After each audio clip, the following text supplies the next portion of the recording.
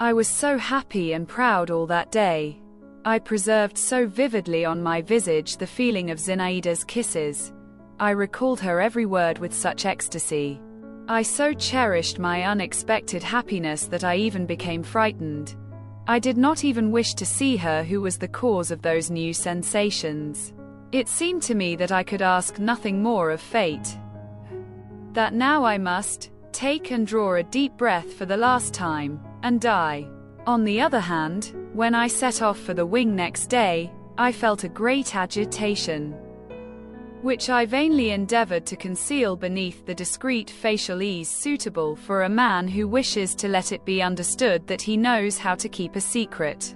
Zinaida received me very simply, without any emotion, merely shaking her finger at me and asking, "Had I any bruises?" All my discreet ease of manner and mysteriousness instantly disappeared, and along with them my agitation. Of course I had not expected anything in particular, but Zinaida's composure acted on me like a dash of cold water. I understood that I was a child in her eyes, and my heart waxed very heavy. Zinaida paced to and fro in the room, smiling swiftly every time she glanced at me, but her thoughts were far away. I saw that clearly. Shall I allude to what happened yesterday myself? I thought. Shall I ask her where she was going in such haste, in order to find out, definitively?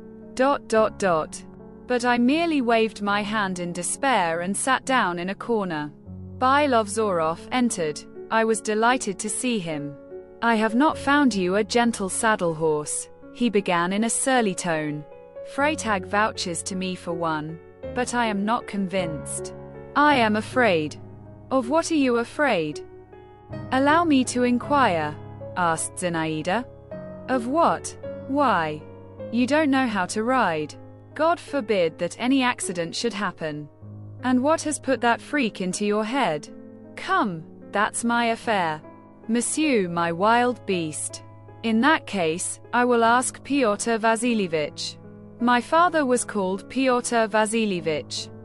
I was amazed that she should mention his name so lightly and freely, exactly as though she were convinced of his readiness to serve her. "You don't say so," retorted Bylovzorov. "Is it with him that you wish to ride? With him or someone else, that makes no difference to you." "Only not with you."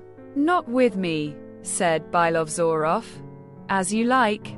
What does it matter? I will get you the horse. But see to it that it is not a cow-like beast. I warn you in advance that I mean to gallop." "Gallop, if you wish.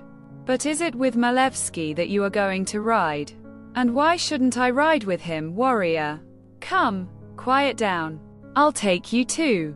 You know that for me Malevsky is now." "Fie," she shook her head. "You say that just to console me," growled Bylovzorov. Zinaida narrowed her eyes. "Does that console you?" Oh, warrior," she said at last, as though unable to find any other word. "And would you like to ride with us, Monsieur Voldemar?" "I'm not fond of riding in a large party," I muttered, without raising my eyes. "You prefer a tete-a-tete? Well, everyone to his taste," she said, with a sigh. "But go, Bylovzorov, make an effort. I want the horse for tomorrow." "Yes. But where am I to get the money?" interposed the old princess. Zinaida frowned. "I am not asking any from you. Bylovzorov will trust me." He will, grumbled the old princess, and suddenly screamed at the top of her voice, "Dunyashka! Maman, I made you a present of a bell," remarked the young princess. "Dunyashka," repeated the old woman. Bylovzorov bowed himself out. I went out with him. Zinaida did not detain me.